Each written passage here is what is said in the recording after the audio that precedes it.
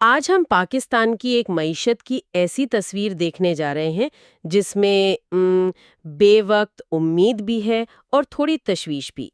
ایک طرف پیٹرول سستا ہو رہا ہے، اسٹاک مارکیٹ آسمان کو چھو رہی ہے، تو دوسری طرف کچھ ایسے خطرے بھی ہیں جن پر نظر رکھنا بہت ضروری ہے۔ تو آئیے ان تضادات کی گہرائی میں چلتے ہیں۔ اچھا، تو شروعات اس خبر سے کرتے ہیں جو شاید سب سے زیادہ لوگوں کو متاثر کرتی ہے۔ پیٹرول کی قیمت میں 10 روپے سے بھی زیادہ کی کمی۔ یہ تو عام آدمی کے لیے ایک بڑی راحت کی بات ہے۔ جی بالکل، پمپ پر تو یہ ایک بہت خوش آئند تبدیلی ہے، لیکن اس کہانی کا آپ دیکھیں ایک دوسرا رخ بھی ہے۔ اچھا، وہ کیا ہے؟ دیکھیں، اگرچہ مہنگائی کی جو مجموعی شرح ہے وہ کم ہو کر 5.6% پر آئی ہے، لیکن جو ہفتہ وار حساس قیمتوں کا اشاریہ ہے یعنی ایس پی آئی، جو روزمرہ کی اشیاء کی قیمتوں پر نظر رکھتا ہے۔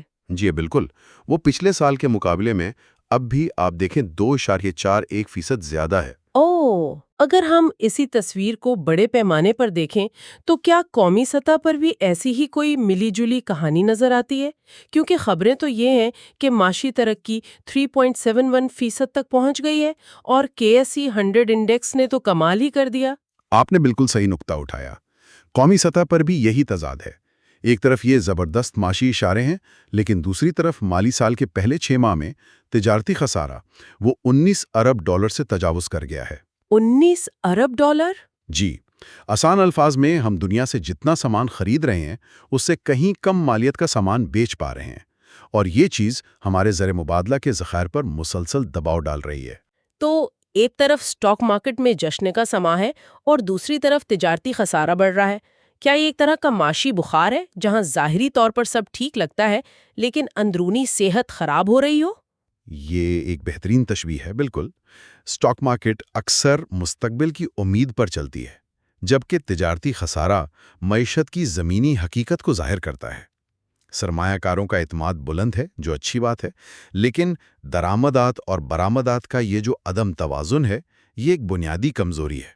اور اسی اعتماد کی شاید ایک مثال کارپوریٹ سیکٹر میں بھی نظر آ رہی ہے۔ PTCL نے ٹیلی نور کو خرید لیا ہے۔ یہ تو ٹیلی کام انڈسٹری میں ایک بہت بڑا قدم ہے۔ اور دوسری طرف DG خان سیمنٹ، وہ پاکستان کی سب سے بڑی کلنکر پروڈکشن لائن لگا رہا ہے۔ یہ تو مستقبل پر ایک بڑا داؤ لگانے جیسا ہے۔ بالکل، یہ سرمایہ کاری ملک کے صنعتی مستقبل پر اعتماد کو ظاہر کرتی ہے، لیکن یہیں پر مستقبل سے جڑا ایک اور تضاد سامنے آتا ہے، خاص طور پر IMF کی ایک حالیہ سفارش سے۔ اچھا، وہ کیا ہے؟ IMF نے تجویز دی ہے کہ مقامی طور پر جو ہائبرڈ اور الیکٹرک گاڑیاں بن رہی ہیں ان پر جو ٹیکس چھوٹ ہے اسے ختم کر دیا جائے۔ ختم کر دیا جائے؟ جی، اور اس پر 18% سیلز ٹیکس لگا دیا جائے۔ یہ تو بڑی عجیب بات ہے۔ ایک طرف تو دنیا ماحول دوست ٹیکنالوجی کی طرف جا رہی ہے، حکومتیں سبسڈی دیتی ہیں، اور یہاں IMF ٹیکس لگانے کا کہہ رہا ہے۔ اس کے پیچھے کیا منطق ہو سکتی ہے؟ کیا صرف ریونیو بڑھانا ہے؟ بظاہر تو یہی لگتا ہے کہ مقصد ٹیکس وصولیوں کو بڑھانا ہے، لیکن اس سے ایک اہم سوال پیدا ہوتا ہے کہ اگر حکومت کی تجویز مان لیتی ہے تو پاکستان میں صاف توانائی اور ماحول دوست ٹرانسپورٹ کے مستقبل کا کیا بنے گا؟ تو خلاصہ یہ ہے کہ یہ ہفتہ تضادات سے بھرا تھا۔ سٹاک مارکیٹ کی بلندیوں کے ساتھ تجارتی خسارے کی گہرائی، صارفین کے لیے پیٹرول پر تھوڑی راحت لیکن مہنگائی کا مستقل دباؤ۔ بالکل، اور مستقبل کی ٹیکنالوجی پر سرمایہ کاری کے ساتھ ساتھ اسی پر ٹیکس لگانے کی باتیں۔ بہت خوب۔ اور جاتے جاتے ایک سوچنے والی بات چھوڑے جاتا ہوں۔